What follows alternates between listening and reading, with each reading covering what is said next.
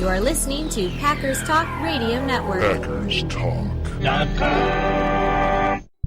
Eddie Lacy, Mike Daniels, Gilbert Brown, Don Barclay, Micah Hyde, your Green Bay Packers, yesterday's legends and today's superstars. From corporate or nonprofit events to private parties, add some spice, hire a Packers player from Mayfield Sports Marketing. For details, just go to PackersTalk.com and click on Player Appearances.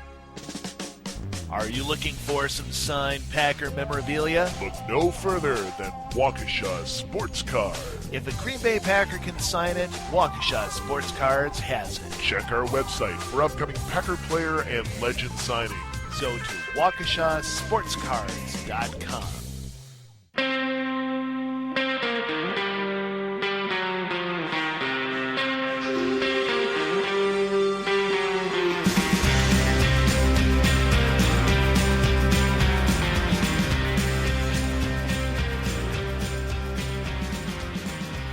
Hey guys, the Packers lost, but we're back, and I'm back from my debilitating cold from a week ago, or whatever I had. I don't know.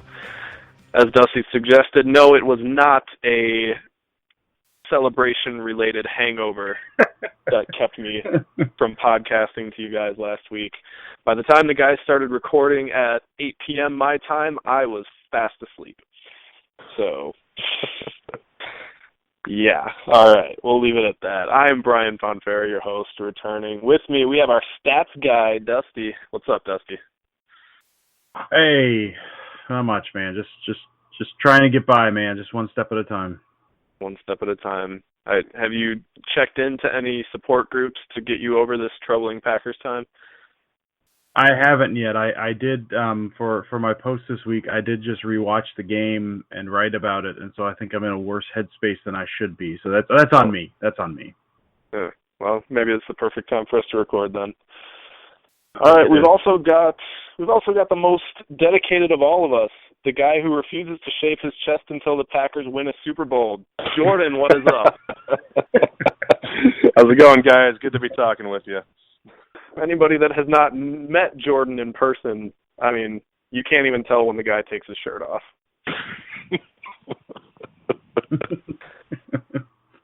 All right, our chest hair discussion out of the way, we can now talk Packers football.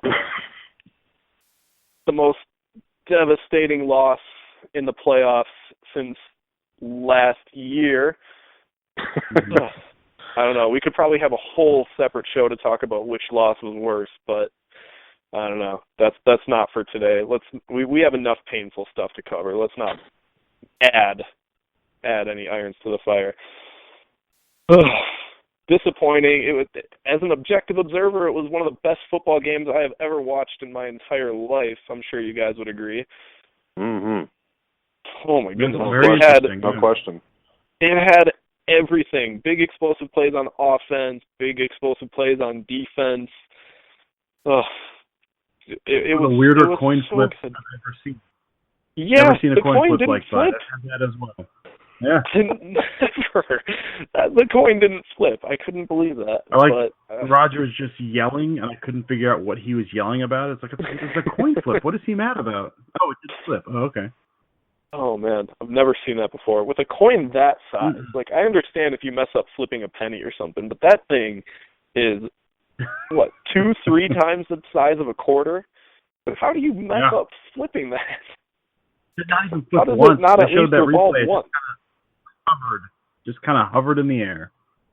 I'm actually kind of wondering how he had the skill to even accomplish that. That was impressive. It's impressive. I'm not going to lie. It's pretty impressive. I gave it a try. I took a quarter and tried to do it. Couldn't do it. Oh my goodness. Cleet Blakeman, the referee, was awarded for Super Bowl 50, and I was told it was because of that. So, props to him on that. Guy's got to be good. That's good. I bet he's really good at quarters, the drinking game quarters. I bet he has never been drunk in his life because of his skill with a coin. He looks like a man that's never been drunk in his life. Oh my goodness. I kind of thought at times during the game he might have been drunk, given some of the calls that he made. But whatever. One thing that I can't blame on the refs, but a rule that I've never understood, and it came up on Saturday, when Aaron Rodgers threw that interception that was returned for a touchdown, but there were so many penalties on it that they just replayed the down. Now, there were 2 penalties against Arizona and only 1 against the Packers, but that means that all of them offset, and I've never understood how that works. So they have more penalties than we do, but they don't get punished for it. I've never understood that. Always kind of one of them, and one of them being a personal foul too. Right. Taunting. That's the thing that I always kind of feel like the personal foul. Right. I don't know. Beats me. Whatever. Okay, well, let's talk actual parts of the football game. Let's get our positives and negatives out of the way. Jordan, why don't you kick us off this week? All right. We'll start negative. The negative for me, I wouldn't say quite a few to choose from this week. It was a good effort by the Packers, but a definite negative for me was the performance, not just this week, but in the past weeks. Punter Tim Mastay. Couple punts right at the beginning of the game, just giving the field position advantage right to the Cardinals. It just couldn't happen. You're in ideal kicking conditions. You're inside.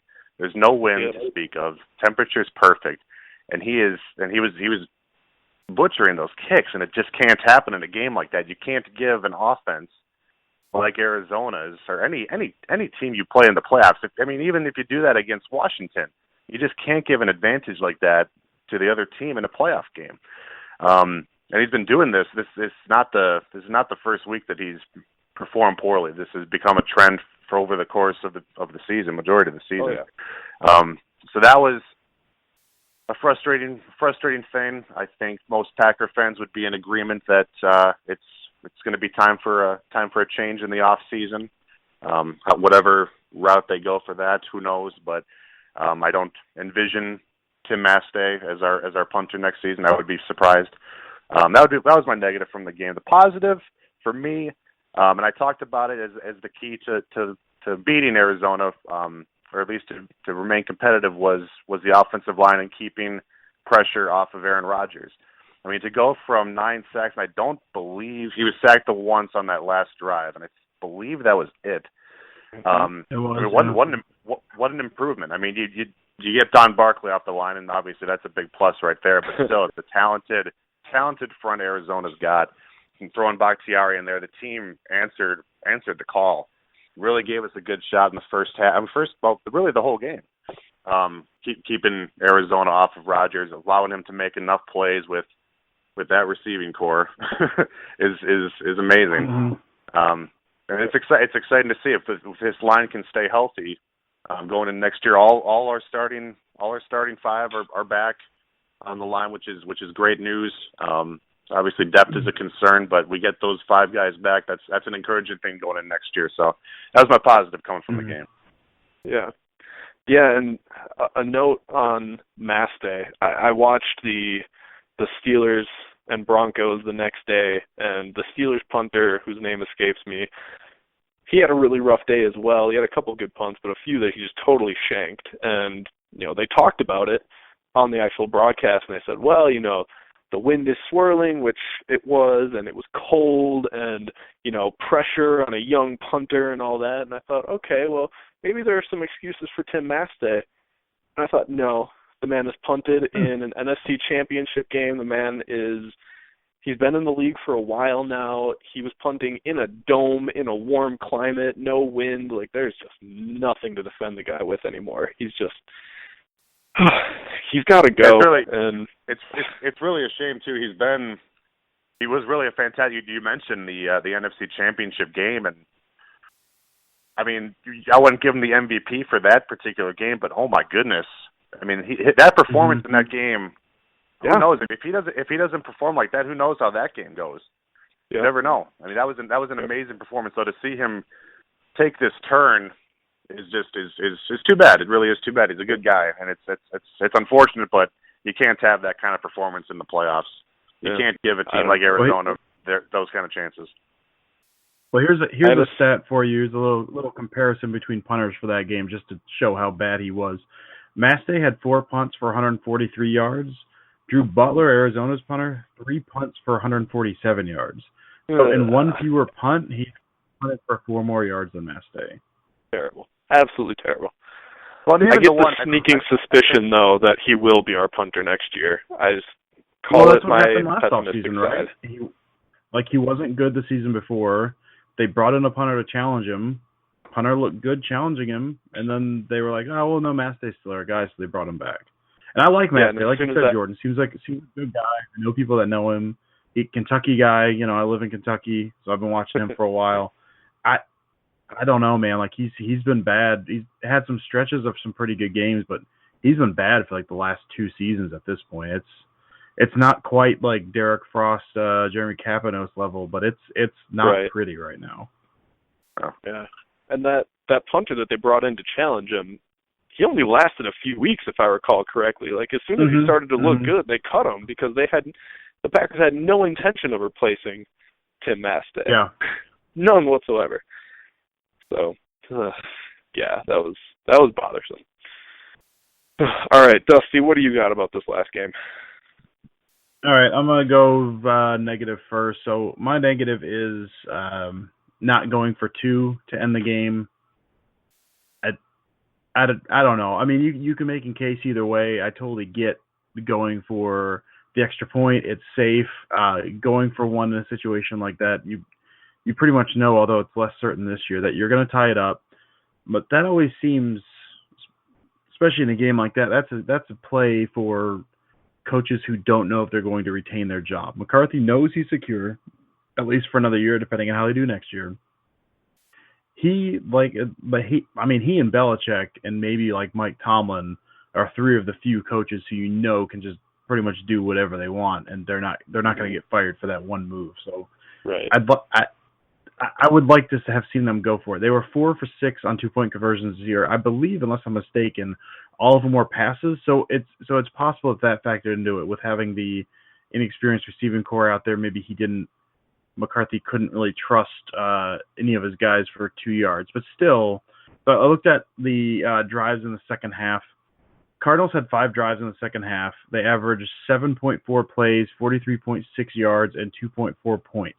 They didn't punt once. They picked off Palmer twice. The Packers picked off Palmer twice, once in the red zone after they had driven down.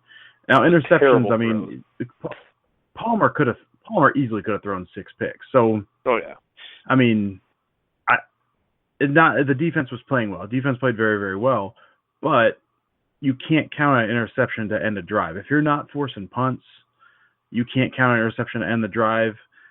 You kind of got to assume that they're going to carry that over to overtime, and you don't want to count on getting an interception in overtime. On the other side, Packers 6 drives in the second half. They had 6 drives. They averaged 4.8 plays to the Cardinals 7.4, 35 yards to the Cardinals 43, and 2 points to the Cardinals 2.4. They punted twice. They had 1 interception, and they had the other one in on the turnover on downs that looked like had ended the game down in their own territory late in the game. So I say all that to say the Cardinals' offense looked really, really good in the second half, aside from the terrible interceptions, and the Packers' offense did not look very good. They were very inconsistent. They had a hard time moving the ball all day. But now you find yourself on the road, 7-point underdog, no time on the clock. You're 2 yards from winning the game. 2 yards from winning the game. I understand being risk-averse. I get it. But with all the injuries they had, with as tough a game as they had, and with as good as the Cardinals' offense was moving the ball in the second half, the 2-point conversion was absolutely the right call in that situation. I'm not a guy who says you should go for 2 all the time. I get it, but I think in that situation you have to, and he didn't. And just to be clear, this is not hindsight. This was after the touchdown. And we kind of, came down from jumping on each other and being excited about the Hail Mary. At least I was watching it with two other guys. Me and at least one other guy all said, all right, they need to go for 2 here, right? And I looked at the numbers afterwards, but that was the right call, I think, to go for 2. So it's not just hindsight. So that was disappointing.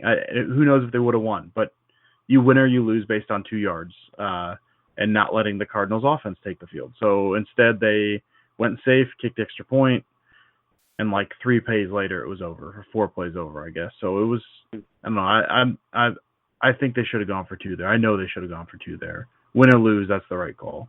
It's just my positive. I actually disagree. Those are the 2 hardest yards to gain in the NFL. And who are we going to give the ball to?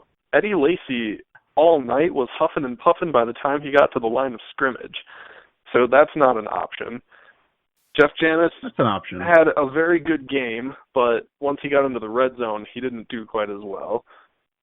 I mean, who do you throw to? Who do you run it with? I don't think they had the option. Now. Lacy was huffing and puffing, you say, but he did reel off a 61-yard run. Like, he looked good in parts. Yes, Starks and hadn't been used much. It should have been a touchdown, but Eddie Lacy got tired after 30 of those yards and jogged the rest of them until somebody put him out of his misery and tackled him. It should have been, but this is 2 yards. This is not 61. It's 2 yards. Starks has some speed out of the backfield. I did not. I should have looked this up. Richard Rodgers' red zone numbers, I believe, were very good this year, provided he's used correctly. You run in the middle of the field.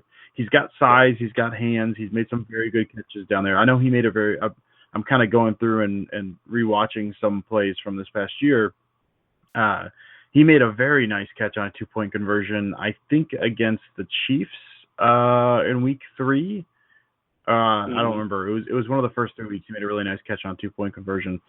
He's got the size and hands that could have gone him. And beyond all that, like if you're a coach and you're an offensive coordinator, I assume everyone has some ridiculously creative play that can gain you 2 yards when your season's on the line. Now, hang on. I couldn't even let you finish that sentence because I can't believe you were about to say that Mike McCarthy and his staff had a creative play in their playbook. I could not have been hearing you right. I could not have been hearing you right.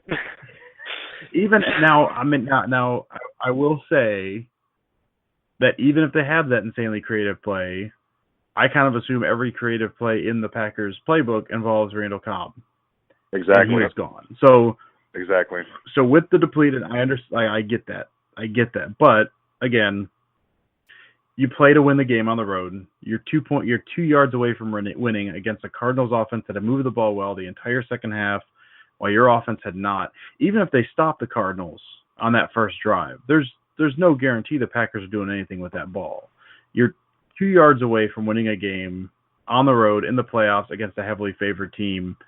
I think you got to take it, and I assume you have 1 or 2 plays you can pull out of your playbook. Now, again, like I said, if you lose, you lose. There's no guarantee they're getting that. And maybe they go to Richard Rodgers and he drops it, and maybe no one gets open, and maybe Eddie Lacy can't spin out of a tackle at the line of scrimmage. I don't know, but I think in that situation you go for 2. And I don't say that often, but I think you go for 2 there.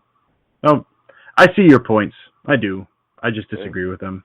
I think you're wrong, and I will fight you. But we're still cool. We're still on next week's show. Brian and Dusty go fisticuffs to the death. It's just a whole bunch of like terrible 80s sounding like fist punching face sound effects for just an hour. You guys, it's gonna be delightful. Think of a fight scene in those really old Adam West Batman episodes. I'm going back and rewatching those right now, so I know exactly what you're talking about. All right. You're positive. Positive. Since I went long on my going for 2, I'll go with a very short positive. Just gonna go with Jeff Janis. I know it's the obvious call. We've been talking about Janis for a while. I also would like to point out, I don't remember what show it was. It was very early on.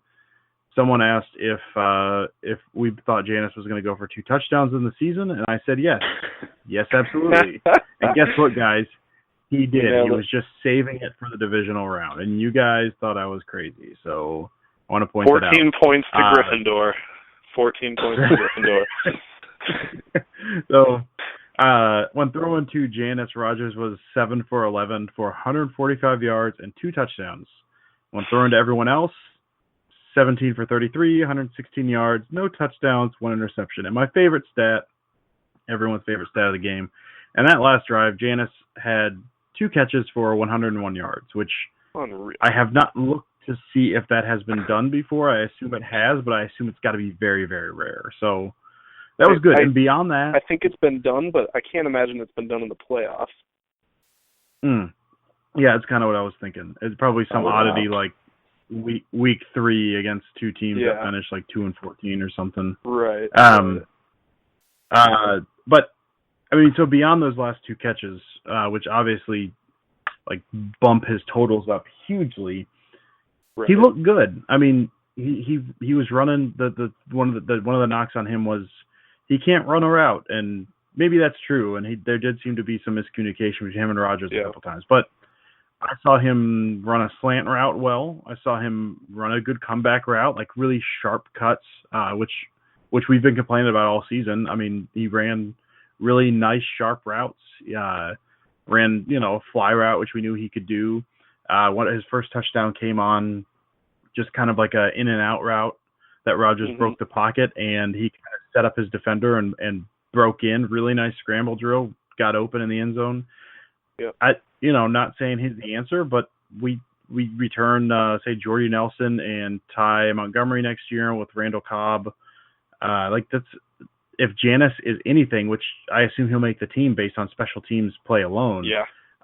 This could be a very, very deep receiving core with some speed, which is totally different than what we've seen this year. So, again, not saying he's the answer. I understand. I don't want to get overhyped here because Jan's been hyped all year. But even beyond that last drive, he just looked good. He made some nice catches, ran some nice routes. It was exciting to see him out there. And again, it's kind of one of those the numbers don't look good for Abaderos, but he had some nice plays. And it's kind of one of those where were these guys all year? How come they weren't on the field when we were struggling? So it was nice to see Janice out there and doing well.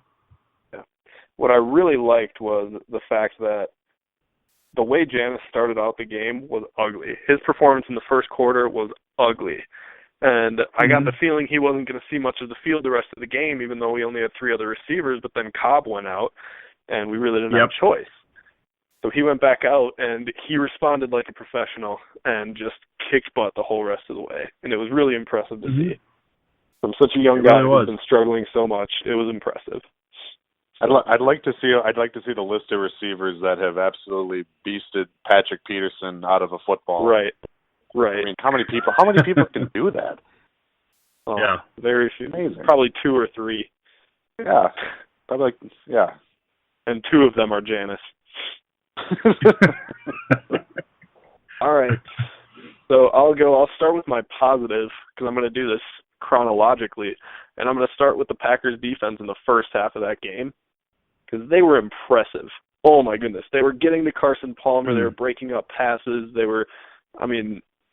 I think their running game had something like 1.5 yards per carry, maybe even less. I don't know. Dusty's our stats guy, whatever. But our defense was just it was elite in that first half. Held them to 75 yards. The Cardinals' offense in the first half had 75 yards. That was one of the most impressive displays I have seen from our Packers defense in I don't know, we've had some good displays even this year, but that was unreal. I can't talk them up enough about how well they did in that first half. They gave up 1 touchdown that started in Green Bay territory. My goodness, that was all. That's all the points they give up. Off of a mass day punt. Right. Yeah. But then I ruined it. Because at halftime, I took to Twitter, and I said something nice about our defense on Twitter. How dare you? You should have known. Forgetting. I should have known that would be the kiss of death. Because then we give up a couple of decent-sized passing plays to Larry Fitzgerald, and we completely abandoned the man defensive coverage that was working all night long and went zone, and the Cardinals just tore it up. There was no reason to switch from the man look, and yet we did. The only reason that was even close to being a game at the end is because Carson Palmer telegraphed, 4, 5, 6 passes in that second half alone, and we happened to pick off 2 of them.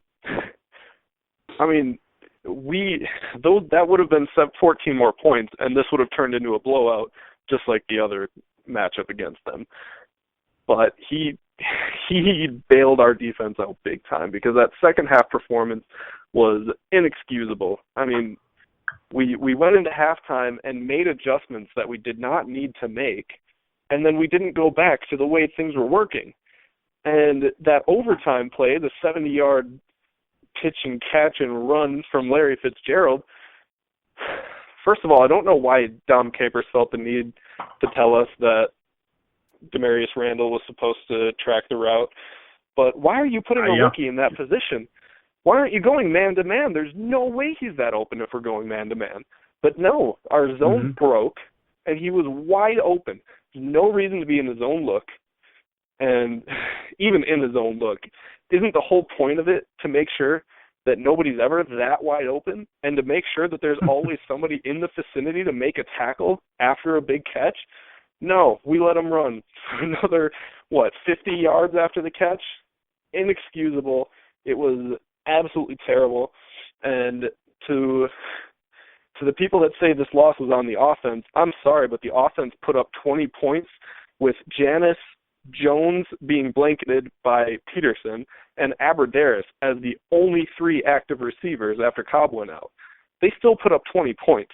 You cannot pin that one on the offense because they had us in a winning position and the defense gave it up. Plain and simple. It was absolutely terrible.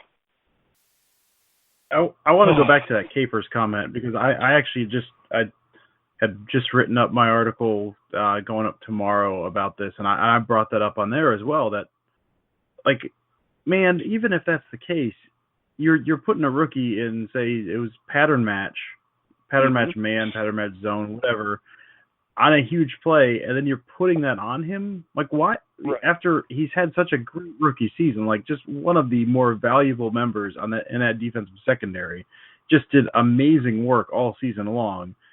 Yeah. And then in the biggest play of the season, you give up a huge play, and it's Capers basically pointing the finger. No, it's his.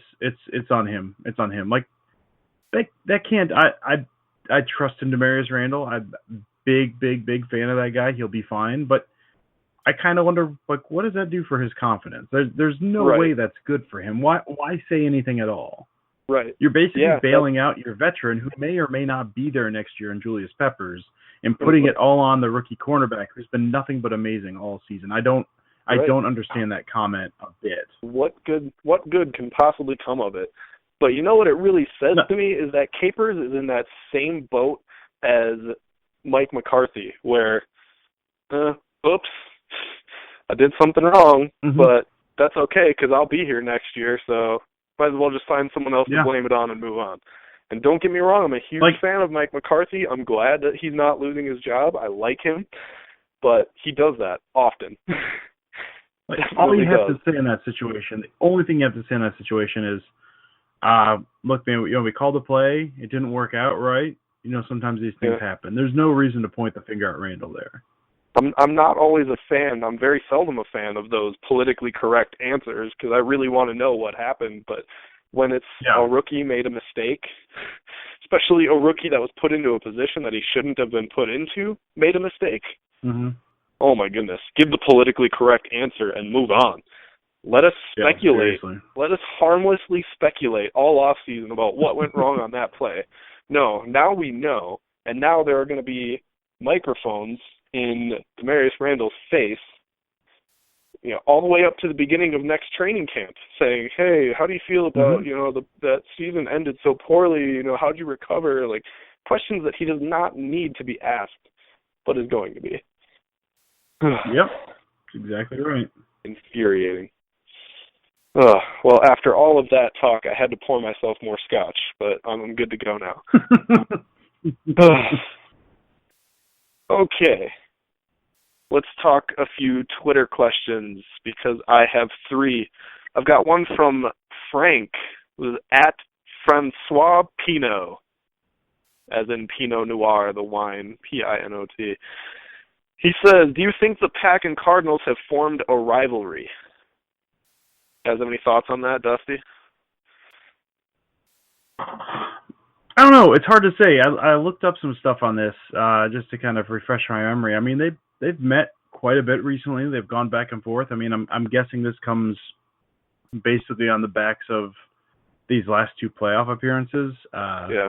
And I mean, the last two times they've met in the playoffs. I mean, there's obviously the memorable 2009, the way the 2009 season ended with the insane 51-45 game out in Arizona. And then this one, 2 times in the past 5 years, 2 overtime games have just been insane. So I get it based on that. I don't know. I mean, if we're talking playoff rivalries, they certainly have been memorable. But I still don't really feel that towards them. I don't feel like it's a rivalry. No. But they certainly do play good games in the playoffs. I mean, good, but I mean, we come out on the wrong end of them, so it's upsetting. But yeah. I don't feel the rivalry there. Maybe it'll turn into something, but I don't know. With that Cards team, I have a hard time thinking rivalry with any quarterback that's kind of downside of his career. Right. I kind of assume they can go south at any time. So I'm going to say I can see where it's coming from, but probably not. Jordan? Yeah, it's a little unfortunate we don't get to play them next season. If we would have taken care of the division title, we would have been able to play Arizona next season, but we're not. So I honestly don't. We played them in the playoffs. Played them in the playoffs, whatever that was, 2009. We played them in the regular season, obviously this season as well. I'm having a tough time recalling the time if it was even a year ago or 2 years ago we played them in the regular season. I don't remember playing them in Lambeau recently. I don't know. 2012, we won 31-17 in that game. Who would have been their quarterback in that game? I have no That's idea. a good question. Just John. I mean, Brian Hoyer. I was going to say Palm. Here, look it up. John Skelton. It was John Skelton. Yeah. I take it back. It's a rivalry, baby. John Skelton put up 306 yards on the Packers in that game. Oh, it is a rivalry then. Yeah. Got to get him back. No, I mean it's also too. I mean, great playoff games, but I don't think just two playoff games, especially since they've been 6 years apart. I don't think that really qualifies for rivalry. Also, too, it's also nice to throw in like a little nastiness. Have a little bit of just bitterness towards your opponent in a rivalry, and I don't really see that as much with the Packers and Cardinals. So, well, I look forward to playing them the next game. I mean, because Packer fans are obviously going to have some just emotions just with how these playoff games have gone. But yeah, I don't think I'd put it in the category of a rivalry. Not yet, anyway. Yeah, I wouldn't either. And you guys touched on it. How many different quarterbacks have we seen in our last 4 or 5 visits with them? Maybe if we had been playing Carson Palmer in all of these or something like that, or Kurt Warner, whatever, maybe I'd see it. But I don't know. When you start to have trouble with the team, you tend to grow animosity toward the quarterback first. And we don't have a history with any of these quarterbacks. So no. Right. Yeah, I mean, if you look at NFC West, they're third in the NFC West as far as teams I would consider rivalries with. Yeah. You put the Seahawks and Niners above the Cardinals easy. Definitely. Yeah. Definitely. All right. Another question from our good friend James Corsmo at JKSub20. He was on the show with us a few weeks ago. Oh, we like James. So he asked us, what do I do with my life for the next 8 months? Now, normally I would respond to this by saying, dude, exercise, self-improvement, all that. Like, I like James just how he is. So, James, I'm going to say buy yourself some Crayola crayons and a Packers coloring book and just go cover to cover. That's all. Baseball's right around the corner, buddy. Baseball is around the corner. There you go. Jonathan Lucroy's in the news. Yeah. Any other thoughts on that, guys? A quick suggestion each? I don't know, man. I like to spend a week kind of getting over the loss. If it's a bad one, maybe a couple weeks, and then just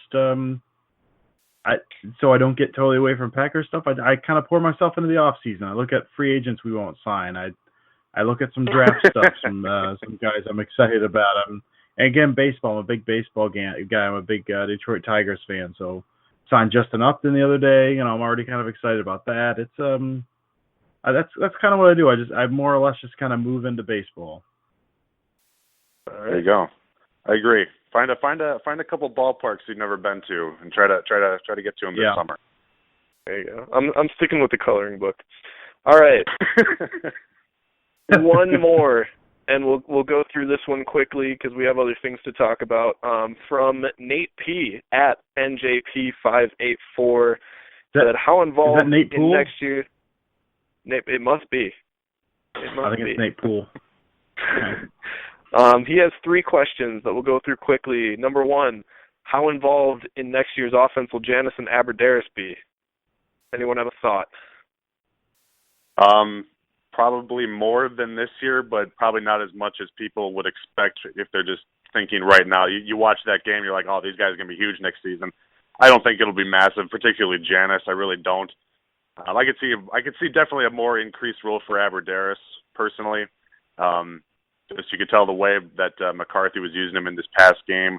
You could tell he can become a bigger part of this offense, but it's going to be we're going to be deep at receiver. I mean, it's going to be tough even for Aberderis. He's still if we get all our guys back healthy. I mean, Aberderis is still 5th on the totem pole with these guys. I mean, you can make the argument, whether you'd want Aberderis over Devontae Adams, but I think at the beginning of the training camp, Devontae will be over him. A healthy Devontae will be over him. So that's what I would say. I think there'll be an increased role, but I think people are expecting them to be, every down guys, and I don't think that'll be the case next year. Yeah. I'm the same boat. I mean, they're bottom of the depth chart as far as wide receiver is going to be. Yep. I would actually say that fans are going to be very disappointed that, assuming health of the guys in front of them, I think their roles are actually going to be decreased next year. Yeah. Janis has his job on special teams. He's a good return man. He's an incredible gunner on punting downs, but absolutely. I think their roles are going to be cut next year because of all the depth in front of them. All right, Side note on that, Packers number 1 team this league in the league in punt return coverage. Thanks to JJ. It's amazing. Yeah. Well, with overall like a pretty middle of the line special teams, but punt coverage really stood out. Yeah. Well, Matt stays punting the ball 35 yards. That coverage team is on it. Really cover those 35 yards. Yeah. All right, his next question, if Cobb doesn't leave, does Green Bay win? Ooh. I'm going to say no because, I don't know, our offense didn't seem to really change that much after he went out. It might have been a little bit worse off, but they still moved the ball better than they did toward the end of the season. I would love to truthfully know if McCarthy would have gone for it on that 2-point conversion if Cobb is in the game. Really would. Because you talk about, I mean, this goes back to what we were talking about before, but just that creative play. I mean, if you have it, it involves him. You could do a lot of things. You could throw Cobb in the backfield. You could do even the play that Fitzgerald scored on. Just do that little shovel pass that Cobb could score on, something like that. So I think if they would have utilized Cobb on maybe that 2-point conversion, that's how we win. But yeah, I don't see how Cobb really would have affected the game so much. I really don't. Mm-hmm. Yeah. I think it's a really good thing to point to as far as all the receivers were gone. They had, they kept making a point of 2 guys that caught 11 passes all year, like they're 2 and 3 or whatever the devil it was, which is fine to point to. I think for me it would come down to if Cobb stays in, does Aberderis or Janis get more playing time? Because the way Janis played, if that's Janis, then I think they could. I think they win. Aberderis looked good, didn't have his numbers were not great, dropped a couple passes. I was happy to see him out there, but I think if it was Cobb and Aberderis, it probably ends about the same. If it was Janis, then maybe they got a shot to win. But I'm with you, Jordan. I'd love to see put that game in a vacuum, have it come down to 2-point conversion, if Cobb's in there, do they go for it? And I still think the answer is no, but I'd like to see what kind of play they would have run for him. Yeah. But I'm guessing they still probably would have lost, but it's hard to say. Yep. All right. Well, this is normally the point in the show where we would have a guest, but we don't have an upcoming opponent anymore. Oh. So, Oh. I don't know, man. I mean, I don't know. They say 1 is the loneliest number, but 3 feels pretty lonely right now, doesn't it, guys? It really does. It really does. Oh, man. All right, so let's move on to quickly discuss some coaching changes made yesterday. Very underwhelming coaching changes made yesterday. The running backs coach, Sam Gash, and then a couple hours later, the tight ends coach, Jerry Fontenot, both let go. Does this do it for you guys? Are you in any minor way content with these being the 2 coaching moves? Because the Packers made the announcement and there have been no more since. So it looks like these are the only 2 moves they're making on the coaching staff. Jordan, how do you feel? If you're going strictly off of performance, it's kind of a weird thing to say, or a weird decision to make with these coaches, particularly the tight ends coach for me. You're dealing with Richard Rodgers, Andrew Corliss is on injured reserve for most of the season, Justin Perillo and Kennard. That is not much to work with. And considering the injury with Nelson, just the way the offense looked, Richard Rodgers had a decent season, decently productive season. So if you're going based on just performance on the field, then that's a confusing move. But we also don't know the whole story with these dudes. You never know. You don't know what it is with these guys. It's just, didn't get along with Richard Rodgers. Who knows? It could be just a personal thing. Just not a good fit with other coaches, not a good fit with Edgar Bennett, or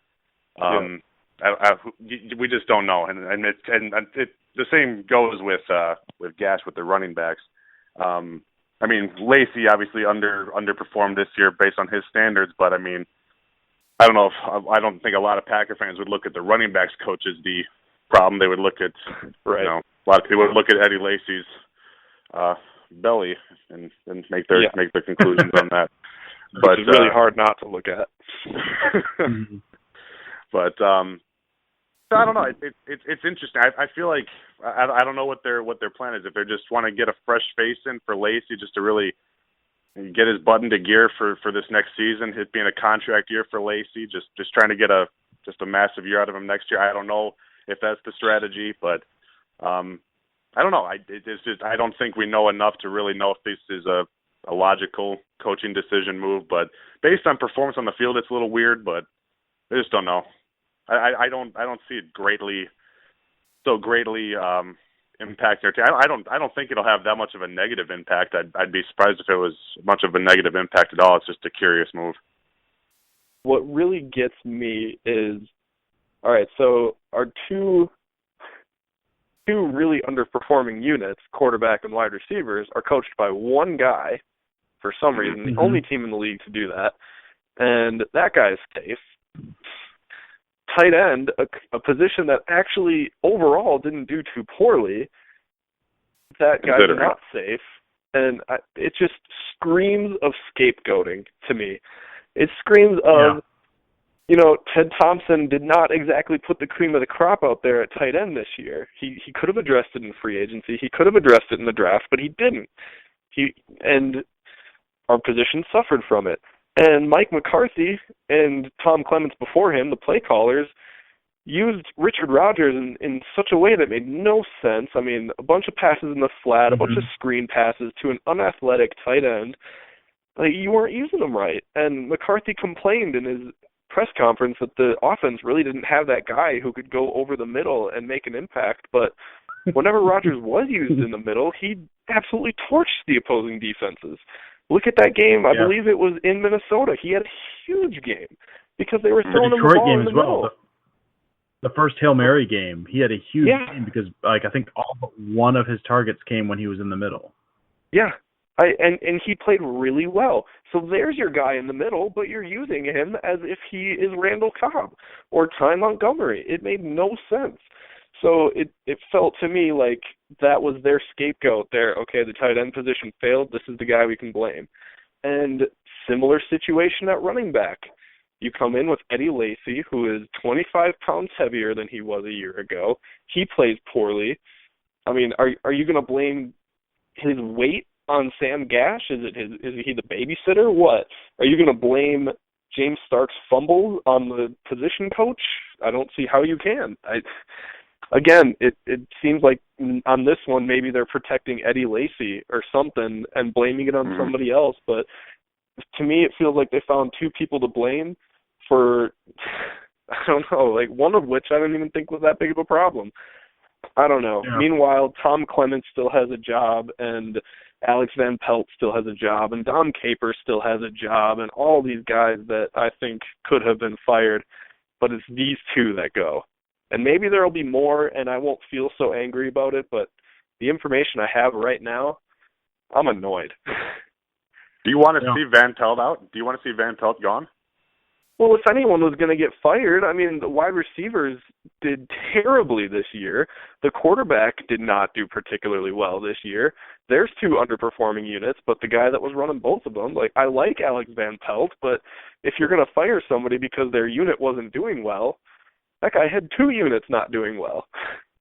Well, if that's the case, I mean, then you put Van Pelt on, say, quarterbacks, and then you put someone else on wide receivers. I mean, it could be that Van Pelt maybe isn't doing well, or it could be that he's spread too thin. So just have him focus on one, bring in some other people.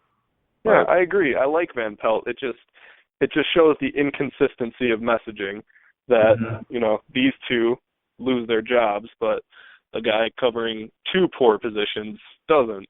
I don't know. I agree. I don't want him gone. I'm just saying. Yeah. I love the idea of them like saying, okay, you know what? The fans are talking. The fans, they want some coaches fired. Jerry Fontenot and Sam Gash out. And then they just sit back and just fold their arms at the boardroom and be like, all right, that'll hold them. But now they'll be happy. Right. We got rid of some guys. I looked at some stats for tight ends and running backs. It didn't turn out much. They were worse than the league in fumbles. So, I mean, you say that can't be blamed on the position coach. Like, some of that's got to come back on the position coach. They had 9 fumbles out of the running back position this year. Like, that's not great.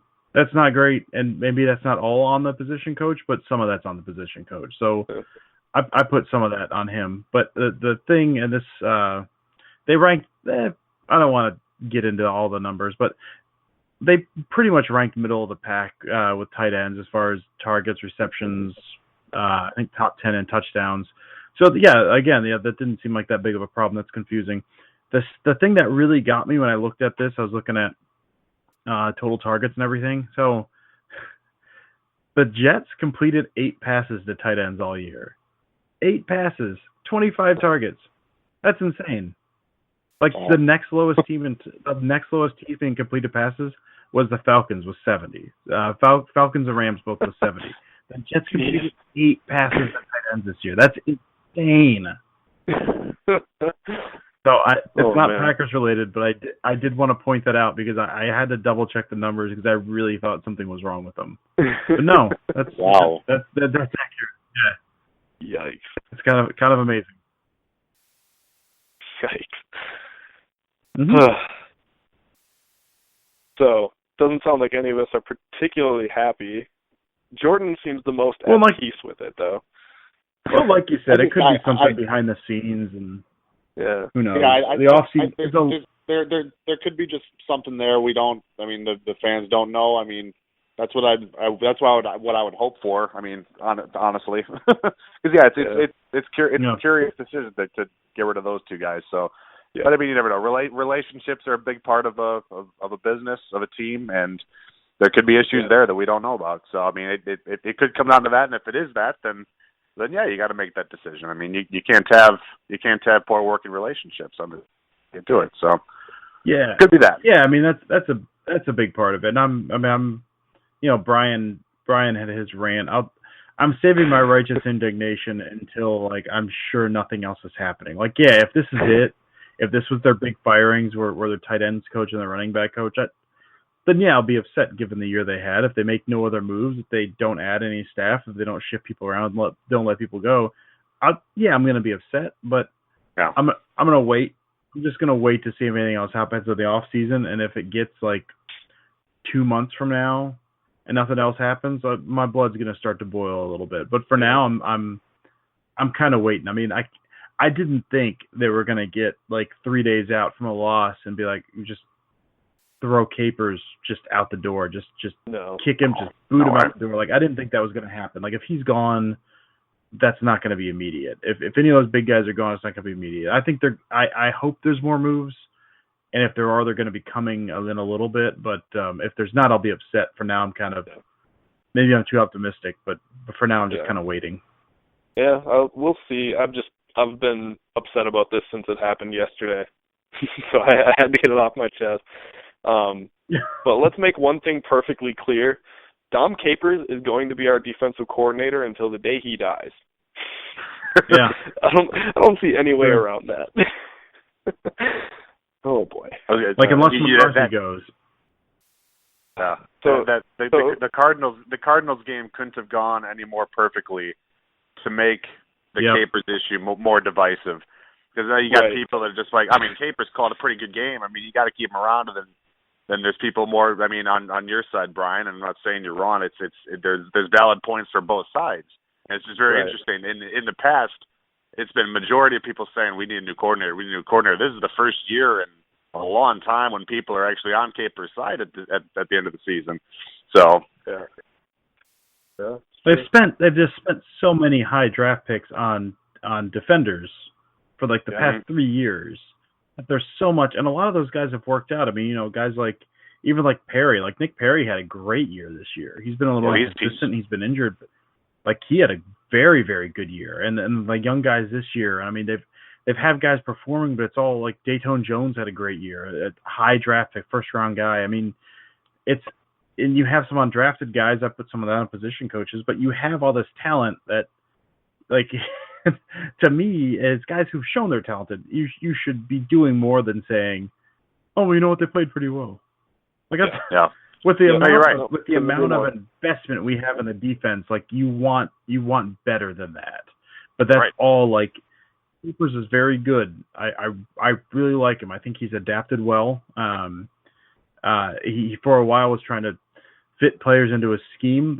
This year and a little bit last year, he was more fitting a scheme around certain players, trying to do some of that a little bit. He's adapted. He's been good, but I mean, at this point, you know what you're getting out of Dom Capers, and you're getting someone very good against young quarterbacks. We saw that against Cousins last week a little bit.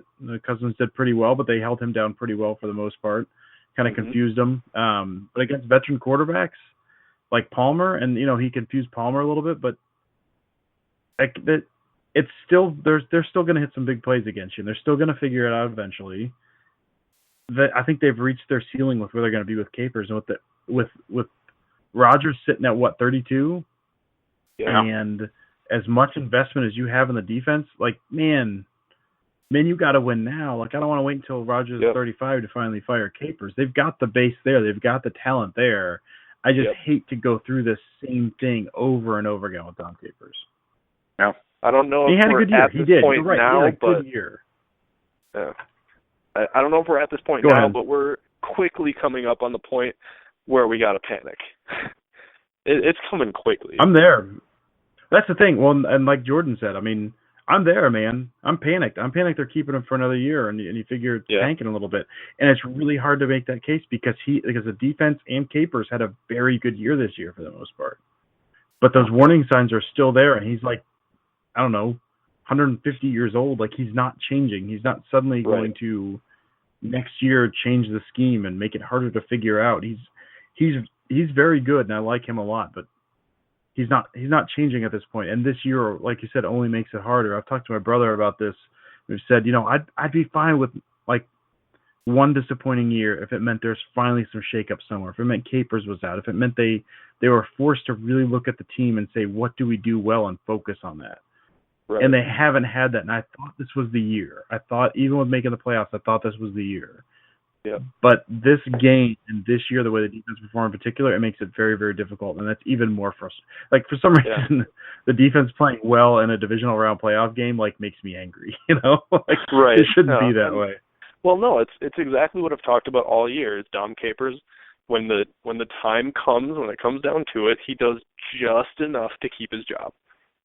Just enough. And it's every year. Outside of his 2 years where we were like historically bad, but you know, even when he's doing just enough, we're still not coming up with that big play the way we did in the Super Bowl year, where it seemed to always come down to a big play on defense and we would step up.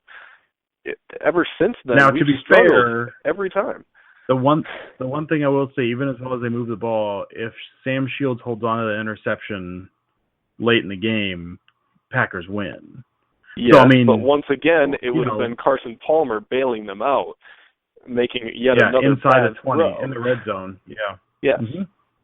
That's the only reason this game was close, is because Palmer made several really bad throws when he wasn't particularly even under pressure. He bailed Dom Capers out. I wonder if Capers would be on the hot seat if he doesn't make some of those throws, and if we don't get those interceptions and we lose by 17 points. Makes you think. Well, it does. I don't know.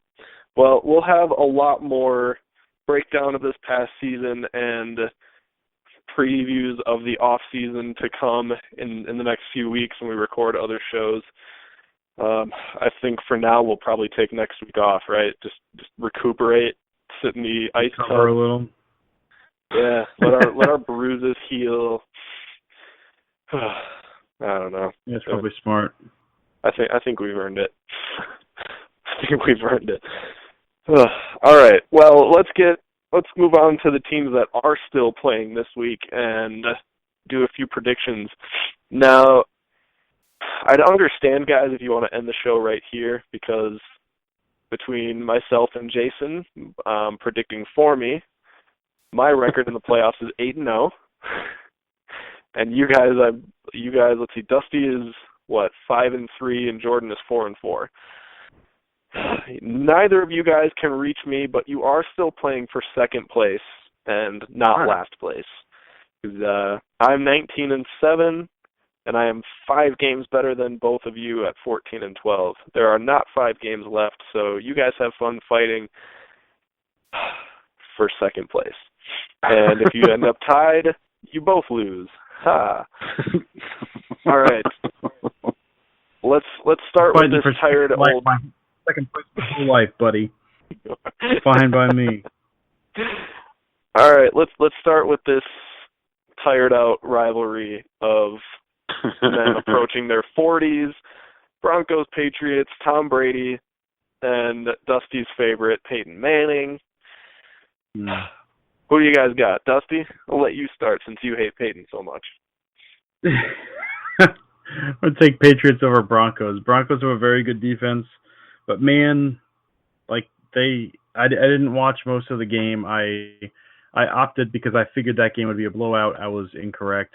I was on a date with my wife for the Pittsburgh-Denver game. Caught bits of it on the TV over my wife's shoulder while she was looking down at her food. And I saw enough to see a Broncos defense that looked good and an offense that was just horrendous, Yeah. that allowed a hurting. Like, they had Pittsburgh was without their best receiver and with a quarterback who could not feel his non-throwing shoulder. Clearly could not feel it. Almost beat them. Probably should have beat them. Yep. The Patriots are finally healthy as of last week. That Amendola and Edelman back. Edelman had a little bit of rust, but he looked good. I think he had 10 or 11 catches in that game, or 30. I'm not sure however many he got last week. That defense is good. Patriots defense is good, and the Broncos offense is awful. That's basically what I'm going off of. Broncos defense is good, but the Patriots offense with all of their weapons, they're very, very, very hard to defend against. I don't think it's going to be a high-scoring game, mainly because, well, the defense is, like I said, but Peyton Manning, it gives me great joy to see Peyton Manning be so terrible.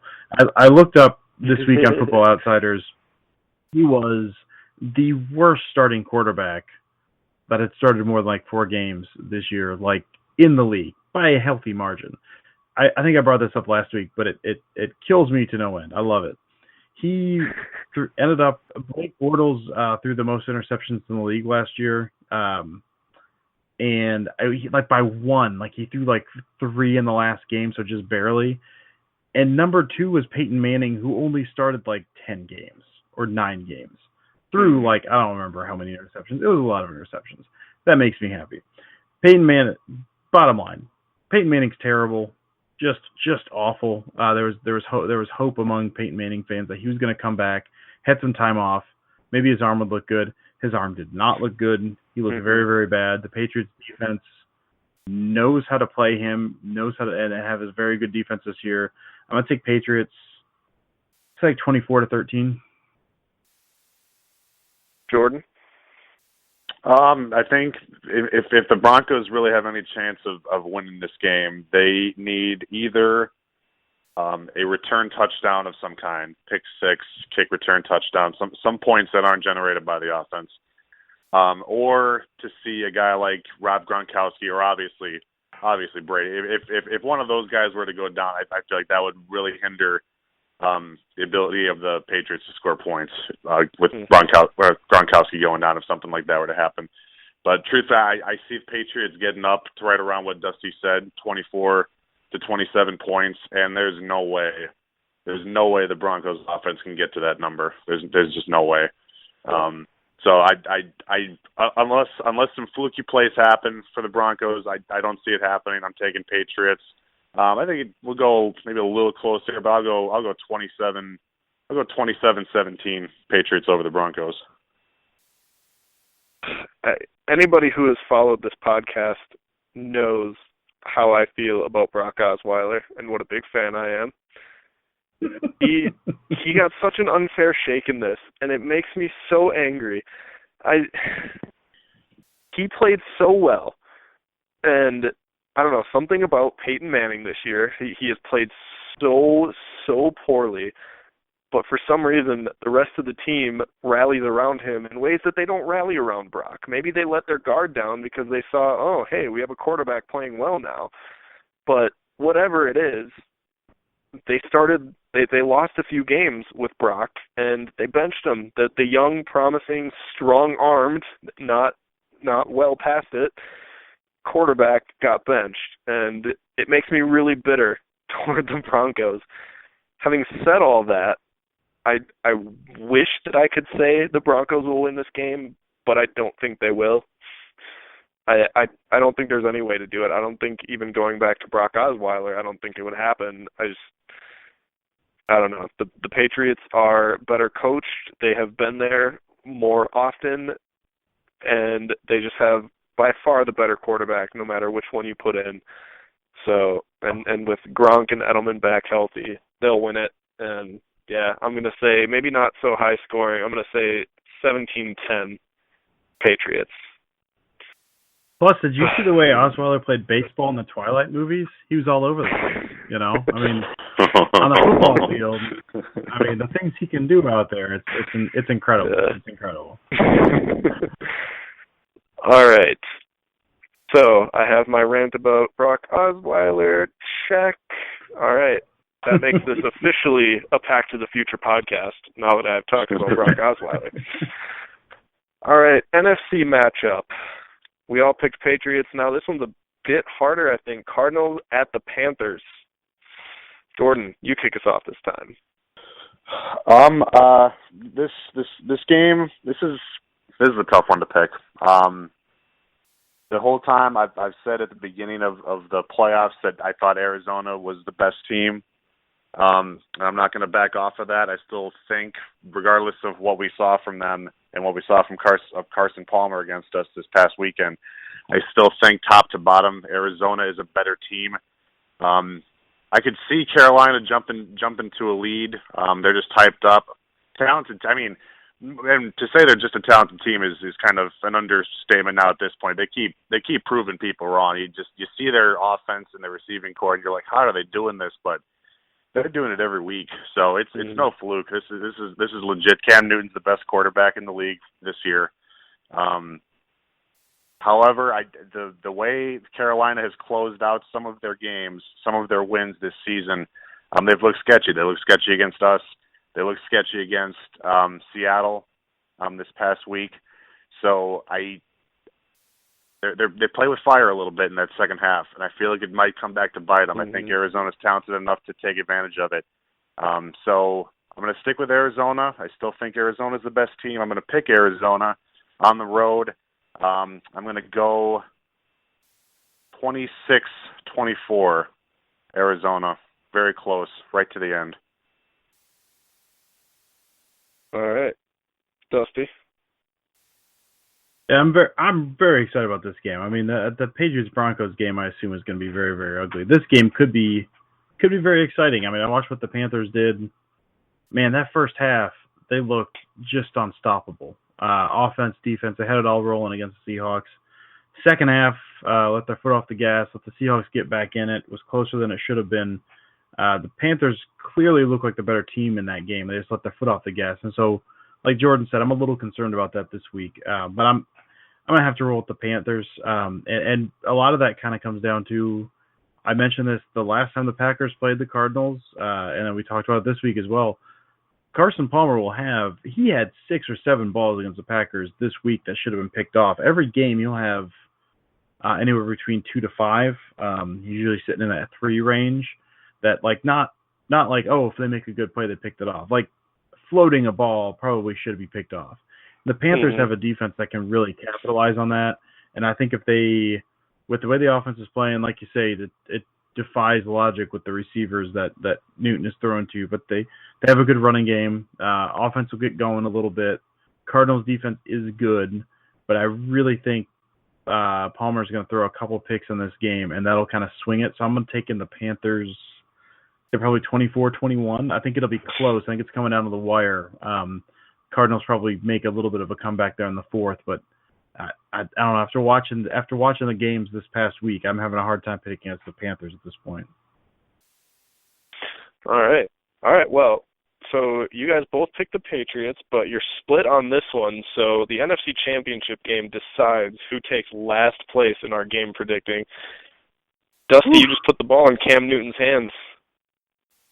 Oh, love it. Man, I don't feel good about this. Although I do. He's going to be fine. That's right. All right. He's going to give that ball right to a kid, though. So I mean, he shouldn't have put the ball in his hands. Those kids can't even break tackles. What am I doing? Damning evidence. Oh boy. All right. I'm going Cardinals as well. For a lot of the points that Jordan made, the Panthers might start out pretty well, but even so, the Cardinals are a better overall team than the Seahawks. The Cardinals are not going to let the hole to dig out of become 31-0.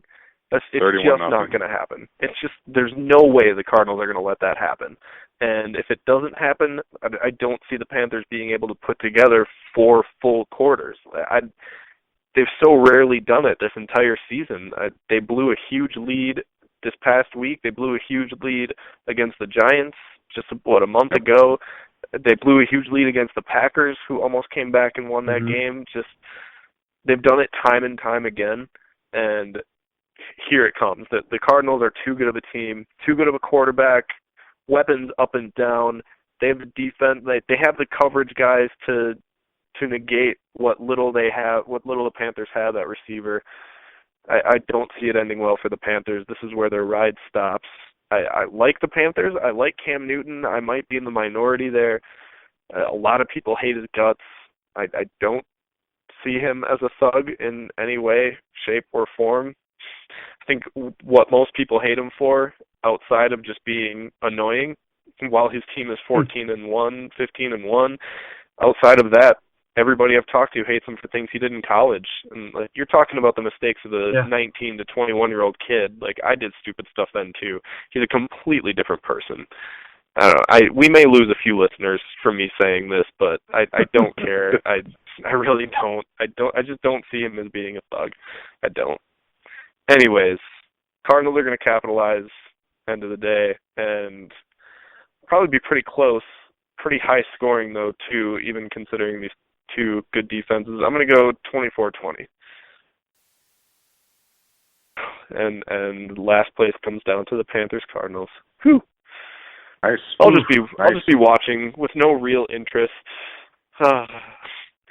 Feels good. All right. Final thoughts before we sign off.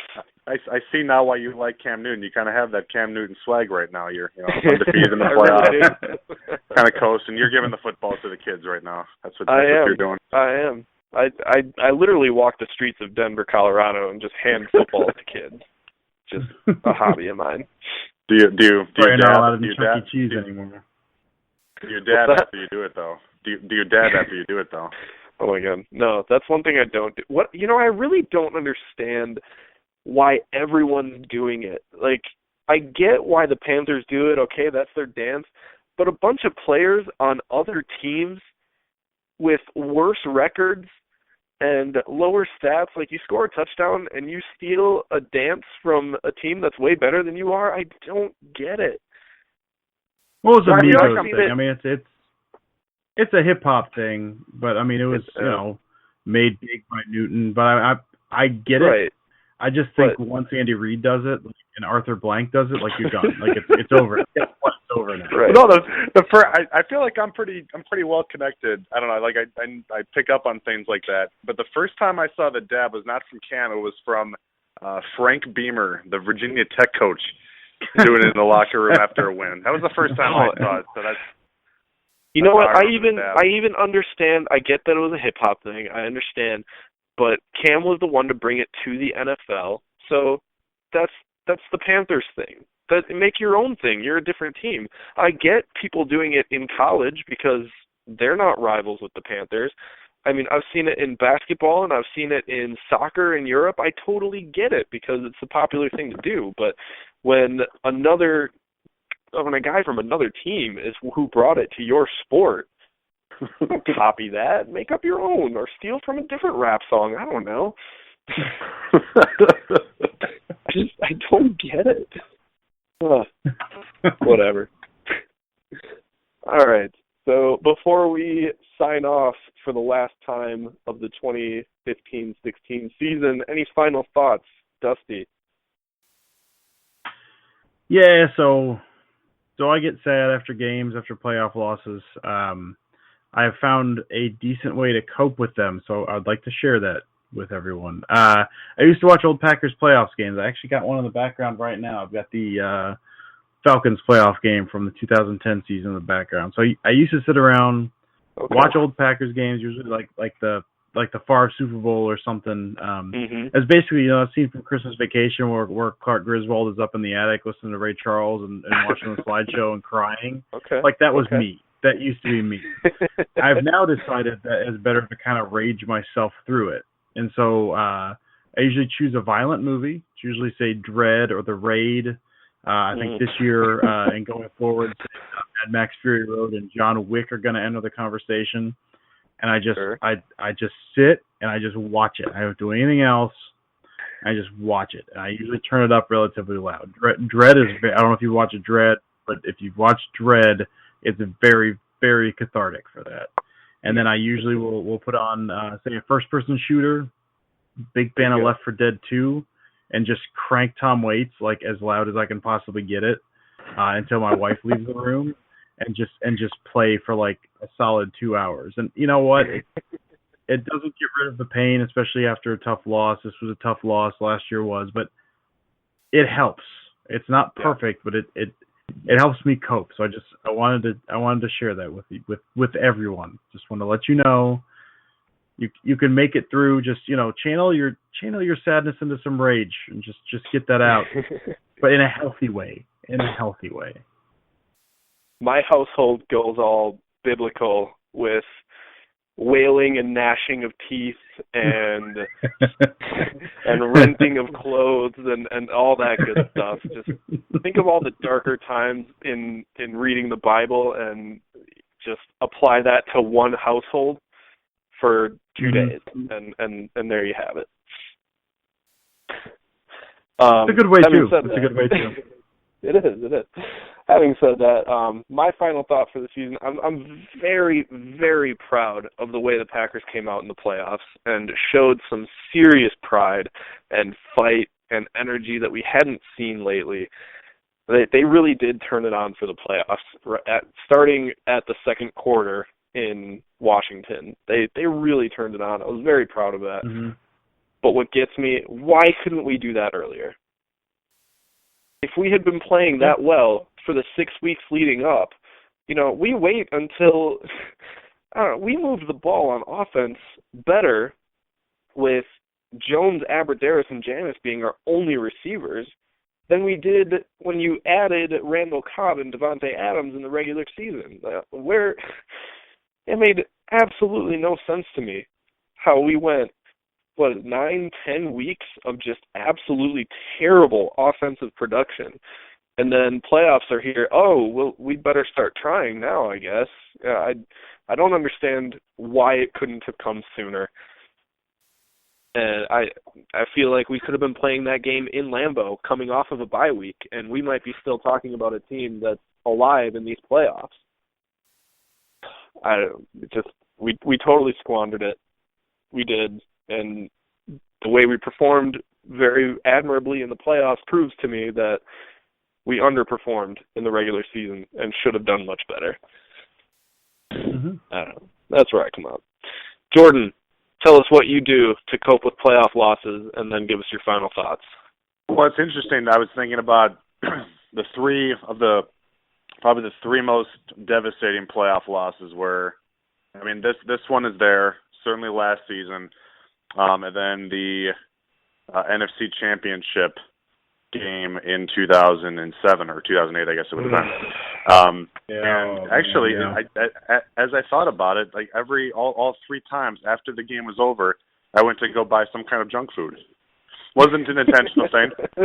I remember after I remember last year's NFC Championship game. I remember them scoring the touchdown, me turning the TV off immediately, and going with actually our Bears fan Brian Aviles, our faithful follower, going to Taco Bell after that game.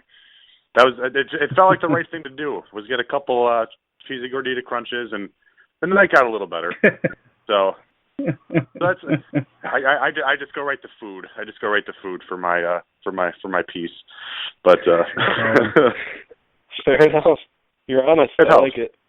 It helps. No, but to continue on what you were saying about, with the way the season ended with our young players, I think just looking ahead to next season, the fact that these guys have these valuable experiences. You got a couple playoff games under their belt for guys like, Rollins and Randall and Aberderis and Janis, and these young guys that are, particularly on the defensive side. When you talk about Randall and Rollins, that could be our cornerback tandem for a while. Once Shields' contract is up, those could be the guys. And for them to get this kind of experience against a really good team this early in their career, that only is good for us. You talked about Randall and the stuff he's going to have to deal with potentially. I don't know if it's going to be as bad as you guys. I don't know. I don't think it'll be that bad. I don't think the Green Bay media or the Packers media guys are going to be all up in Randall's face about that play.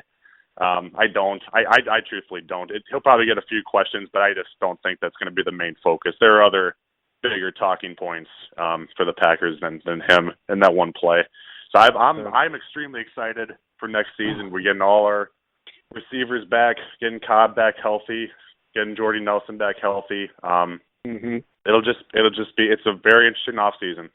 Shoring up our offensive line, figuring out the linebacker position. It's gonna be fun. It's gonna be fun seeing what we do in order to fill those holes and how we can get to that championship caliber, because we're a couple players away. It's a couple defensive players away. Shore up that offensive line. Make sure Rodgers is protected next year, so that way one injury doesn't mean he's on his butt 8 times a game. That can't happen. That cannot happen next season. So it's there's not many adjustments that need to be made for this team in order to get to a championship level. So I'm pumped. I hate that we got to wait so long. I know I've said a lot of angry things and negative things tonight, but I can't really explain it. I am already irrationally optimistic about next season. Yeah, I can't explain it. I really am. I think there's I do. I think there's good reason for it. I think the way Randall, particularly Randall playing out there and seeing the growth too of a guy like Clinton Dix getting a lot better over the course of a season. You just see those guys getting better and better. I mean, considerably better. And Clinton Dix excites me just as much as Randall, to be honest with you. So I'm. Yeah, it's exciting. I mean, this defense can take another step. Capers or not, this defense can take another step. So, but at the end of the day, this team is a playoff team next year, barring an injury to the quarterback. They're going to get in the playoffs. It's whether they can perform a year from now. That's what it always comes down to, and hasn't worked out these past couple of years, but we're not far away. So it'll be good. I'm on a lot of conference calls at work, and so I spend my time kind of doodling plays, and I've been doing quite a bit with Montgomery and Cobb in the backfield, and like you, Brian, I'm getting irrationally excited. I know what they can do, I see what they can do, and I think Jordan, I can't remember if he actually said this on the show or if it was before the show, but Jason last week said, if they lose this week, the second that game's over, it means we got Jordy back. Yeah. And that's huge. You get Jordy back. You get Montgomery back. I mean, and yeah, it sucks. And like I said, I went through some stuff, man. I go through my rage period, and I'm still kind of feeling that loss a little bit. But like you guys, it's hard not to look at the pieces on this team and not be excited about next year. And that's without seeing who they draft this year. I mean, there's so much more to be excited about. But I'm with you fellas. I'm rationally excited for next year, and all that means is we'll probably end up in the same exact state we are right now, but maybe we won't. Maybe we won't be. Maybe whatever we get will put them over the top. Maybe we'll have a few more coach shufflings. But it's the baseball saying, right? But it applies here too, and it's there's always next year. And the Packers are right there. It could be very good next year. I'm very excited, especially with the receiving core that they're going to have, to see what they do next year. Yep, it's exciting. It really is. So, well, that's it for us for the 2015-16 season. But do not despair. We'll be with you all off season. I don't know how often we'll record, but we'll give you Packers content. We know you want more of it. We'll give it to you. So, but for the last time of this season, we are signing off. Go Pack Go. Go Pack Go.